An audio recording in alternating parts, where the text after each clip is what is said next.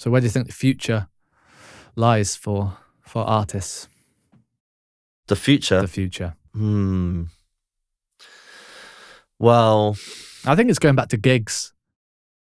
I think with gigs, like, I think even going through and coming out of the pandemic, I feel like we still didn't quite nail down the online gig thing.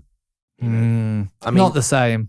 It's not the same, but I think I honestly believe, this is what I truly believe, that everyone tried too hard to do it on Instagram and YouTube, when what works, in my opinion, like in my experience, is that, like, do an intimate one on Zoom.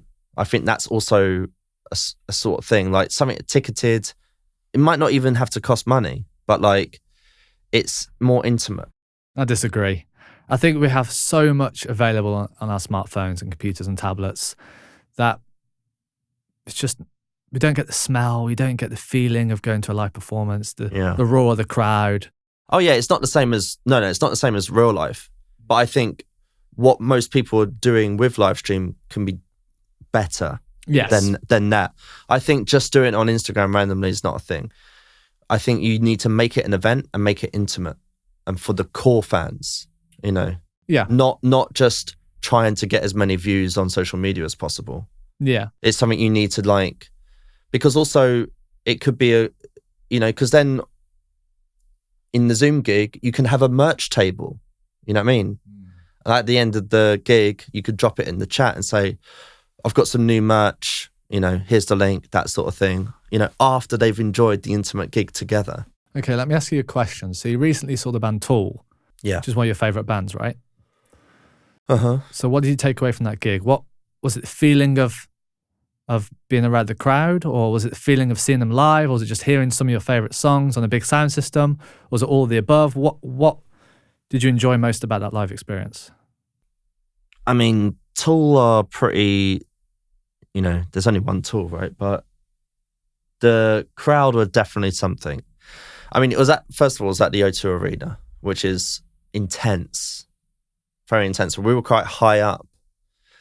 But there were people, I remember two particular guys, and they were right there, like maybe a few seats down from us and to the right.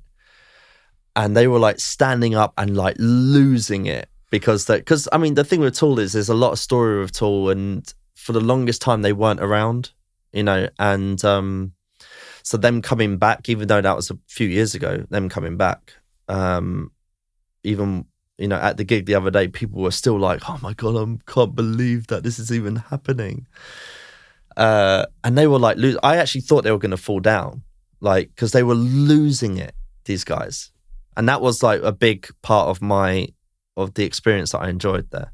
It's probably crazy. Those guys might just work a regular job in the office, being very corporate and day to day. Yeah. But when they see Tool, they go wild. They really let their hair down. Yeah. I imagine I'm like, oh, they're in a cubicle 9 to 5. I mean, I don't think cubicles are much of a thing these days, but like, I'm like, that's probably where they are. And then they lose it. They channel it all out here amongst the rest of us today in O2 Arena. It's huge. Yeah, like, that's where you get a lot of sports and music. People can really kind of let themselves go. Yeah. Kind of get out of their kind of social confined like lives they live. They were like a not insignificant part of my experience of that gig. Very good. But that's Tool, you know. Tool are something else, you know. And they have a really good visual component to their shows as well.